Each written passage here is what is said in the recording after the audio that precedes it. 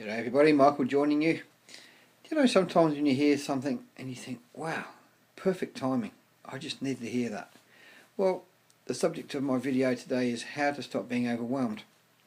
And just recently, without going into too much detail, I have been extremely busy, and that's putting it mildly. So as a result of being extremely busy, I've felt at times overwhelmed, because I've got so much on my plate. Sometimes it's just hard to know where to start.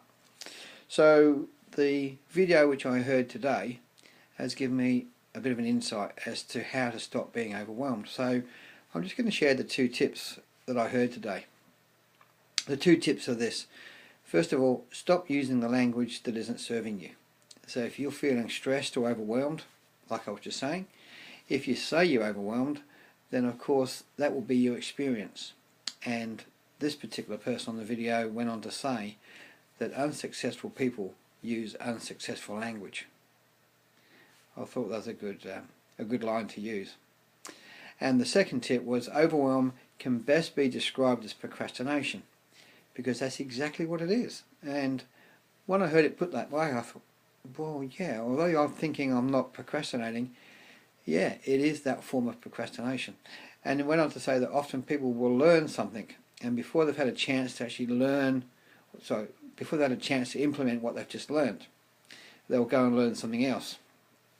And of course then when you've learned something and you learn something else, and then what happens is that you've got all this stuff, it's all starting to group together, and you feel, well, hang on a second, I haven't had a chance to learn and implement the first thing, and how I am going into the second topic of learning, and then the third one.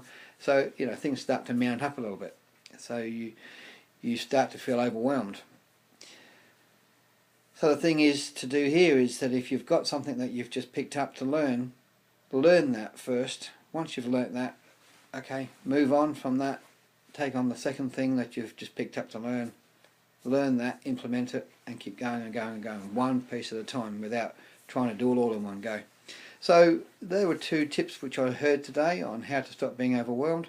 I've certainly taken them on board. I hope that's been of value to you, and it's helped you, or will help you, to also stop being overwhelmed. Thanks for tuning in. Look forward to talking to you on the next video. Take care. All the best. Cheers now. Bye.